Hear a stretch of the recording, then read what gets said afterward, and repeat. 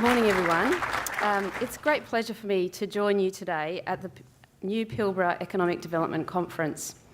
Would like to start by acknowledging the traditional custodians of the land, the Whadjuk people of the Noongar Nation, and pay my respects to their elders past and present. I would also like to acknowledge our state and federal ministers here with us today. My name is Kellie Parker, and I'm the Managing Director of Planning, Integration and Assets for the iron ore business. Rio Tinto is proud to be the event partner of this conference, and it's great to see so many leaders from across the state here today to discuss the economic future of the Pilbara. For any of you that are unfamiliar, Rio Tinto is a global pioneer in mining and metals. We produce a diverse suite of minerals and metals that enable the entire world to grow and develop. Yet, our past and our future are both inextricably connected to the Pilbara region of Western Australia. I note the broad conference themes around innovation, economic growth and diversification in the Pilbara. These are themes that Rio Tinto puts considerable thought into, and I'd like to share some of these thoughts on these themes. Earlier this year, Rio Tinto shipped our 5 billionth tonne of iron ore. When you consider that little over 50 years ago there was no iron ore industry in the Pilbara, this is pretty remarkable. To develop our world-class iron ore business to this point, Rio Tinto has thought creatively. Our people have worked extremely hard and we've invested on a massive scale. It has cost us more than $20 billion to build this iron ore export machine, an integrated and flexible set of 16 mines, 1,800 kilometres of rail, 4 independent ports and related infrastructure. So let me say that again, it's $20 billion. It's a difficult number to get your head round. It's the equivalent of 10 Elizabeth Quays or 15 new Perth stadiums, complete with surrounding roads, rail and even a footbridge. This mind-blowing level of investment continues to flow to the Pilbara, and it's multiplied across all of the large miners in the region. We've built towns across the Pilbara and employed many tens of thousands of people over the past 51 years, and our taxes and royalty payments have assisted the growth of Western Australia. The resource sector is unmistakably the backbone of the Pilbara economy. The way we and our fellow miners do business shapes the economy in the region, the state, and indeed the nation. For a sparsely populated region rich in minerals, the Pilbara will continue to be dominated by the mining sector for at least the next 50 years. Rio Tinto has always supported local innovation, small business and economic diversification, and we urge Pilbara communities, state and local government, Aboriginal groups and local businesses to partner and take advantage of the investment we make. Rio Tinto recognises the great responsibility we have to the economy in the Pilbara and the state, and if we're going to continue to succeed, stay competitive, we need to innovate and innovate faster than anyone else. We need our suppliers to innovate too. We need suppliers who can adapt to our rapidly changing industry. We believe this innovation can be grown and developed right here in Western Australia. It's our job to support and foster innovative practices across the local supply chain, which is not something we've always done well. I'm proud that Rio Tinto has now committed to actively support and encourage local businesses so they're not left behind. In May this year, Rio Tinto announced our new local procurement program to encourage local business to work with us. As part of this new approach to think local, we will continue to value suppliers who match our commitment to sustainable supply chain with a focus on safety, quality of work, economic prosperity, social wellbeing, environmental stewardship and strong governance. While I don't apologise for our standards, we recognise it takes a fair bit of experience, education and knowledge to compete for our work. This makes it harder for some smaller local businesses to navigate our systems and processes, making it challenging to compete. That's where our new, dedicated local procurement team comes in. They will be at the forefront of procurement opportunities and will work closely with suppliers and businesses in the Pilbara and across WA to ensure businesses are supported every step of our way. We're also partnering with small business development specialists to provide professional assistance to some businesses. This training and mentoring support is designed to help contractors get up to speed with our procurement processes, improve capacity to compete for tenders, and be better placed to secure work. In the past, we may have looked elsewhere for know-how and expertise, interstate or overseas, but as we all know, the Pilbara is a special place. Necessity is the mother of all invention, and it's no truer than in the remote and rich soils of the Pilbara.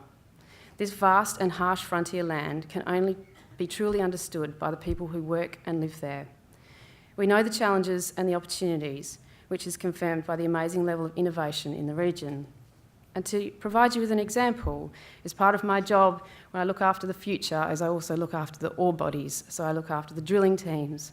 And Wallace Drilling is a local supplier who I work with. They're a family-run company, medium-sized business, and they know how to adapt and work with us. They know that some of our future ore bodies are on very, very steep terrain, and they have invested in their business to design and create a new drill rig that is a short wheelbase that can get up our steep hills. They will have ongoing work with us because they understand the problems and have innovated with us and will continue to work with us. So well done to them. As I said earlier, I was privileged to manage and plan for the future of Rio Tinto Pilbara assets. The main reason for this is not that because I'm a custodian of 51 years of history, but because the future in this region is really exciting. I have some familiarity with the technology and innovation. Prior to my current role, I was a general manager of our operations centre, located here in Perth, more than 1,500 kilometres away from the Pilbara. And before that, I worked on our railway operations, which is part of our business leading the charge on innovations, including improved braking systems, safer level crossings, and getting closer and closer by the day, autonomous trains. Tomorrow we will officially open Silvergrass iron ore mine. This is our 16th iron ore mine in the Pilbara. It has cost us $420 million to complete the development of Silvergrass, a mine that adds 10 million tonnes of low phosphorus ore capacity and is a key element to maintain Rio Tinto's premium Pilbara blend. I'm proud to say that the design and construction of this new mine was undertaken right here in WA. On the technology front, we've replaced road haulage at this mine with a more efficient conveyor system, which links Silvergrass operations to our existing processing plant at Nammuldi. Direct and indirect opportunities have been created for Indigenous businesses, such as the $3 million contract to our local Indigenous contractor to complete earthworks, light vehicle road construction, overland conveyor overpasses, and associated drainage for Silvergrass mine. These are exciting opportunities for the Pilbara. We believe these types of contracts will ensure our partners become experts in new mining that increases and leverages technology and innovation. This type of work will also encourage training and development of our local people. There's nothing like holding back the tide of innovation sweeping across the mining sector and the society at large, and I'm sure you'll all agree with that today. At Rio Tinto, we acknowledged this more than a decade ago and began embracing what we saw as the future of mining in big data, automation and robotics. And we didn't do this by ourselves, nor do we do it now by ourselves. We partner with the best to bring these ideas to life. It's about supporting a culture of innovation where our employees and partners are empowered to make a difference. We are creating a workplace where machines do the repetitive tasks and people make the important decisions using quality, real-time data. That allows us to put our frontline teams into safer environments and people to have safer, more productive and more rewarding roles within the mining industry. And these early investments are delivering. We now have clear data on safety and productivity benefits. Simply modernising our business for the next century makes good business sense. For example, last year, on average, each autonomous haul truck operated an additional 1,000 hours at 15% lower load and haul unit cost than the conventional haul trucks.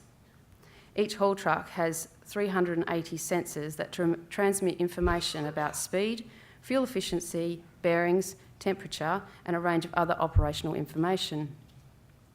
Through employees with skills sets to monitor, analyse, decide, control, and communicate, we're turning this big data into insights and intelligence that enables us to improve our business.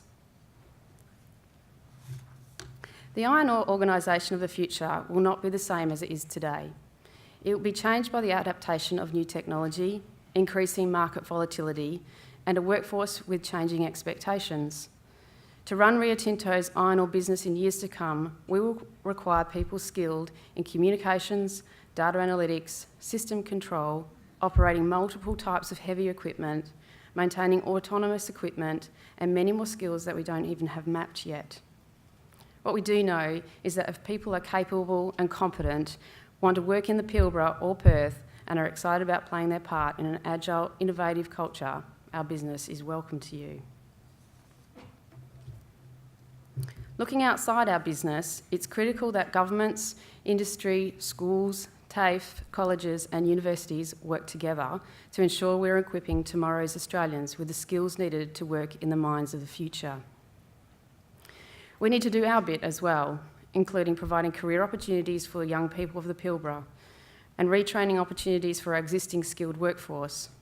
A few weeks ago, we announced that we were boosting the number of apprentices, graduates and trainees in 2018 and beyond. Rio Tinto is dedicated to providing exciting new work opportunities in Western Australia. We want to help cultivate skills and work prospects for our next generation of employees and are seriously investing to help them prepare for their future. Through our strong links with regional schools and our community partners, we're able to reach out and engage with the future workforce of Western Australia about exciting opportunities in our business. We want to ensure Rio Tinto is doing the best it can to generate local job opportunities and effectively train our current and future workforces.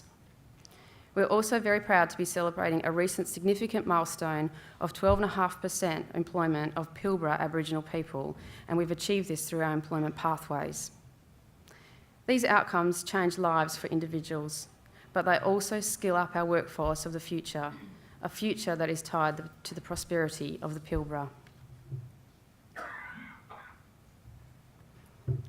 To close, we do have challenges ahead of ourselves for our sector to remain competitive and stay ahead of the innovation curve. As we make these transitions, one of our guiding principles in planning for the future is considering how these decisions impact people, our employees, our contractors, and our communities. As a leader at Rio Tinto, we will measure our success by how well we both prepare our current workforce for new ways of working and how we develop a future workforce to be part of this industry. And I truly believe that embracing partnership and an innovative culture, we will lead to better jobs, growing businesses, and a brighter future for the Pilbara. Thank you.